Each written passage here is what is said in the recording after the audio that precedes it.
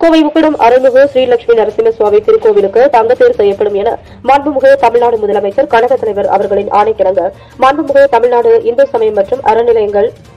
துறை அமைச்சர் கே சேகர் பாபு அவர்கள் 26/6/2024 அன்று தமிழ்நாடு சட்டமன்றத்தில் அறிவித்ததற்கு நன்றி தெரிவிக்கும் வகையில் கோவை உக்கடம் அருள்மிகு ஸ்ரீ லட்சுமி நரசிம்ம சுவாமி திருக்கோவிலில் பக்தர்களுக்கு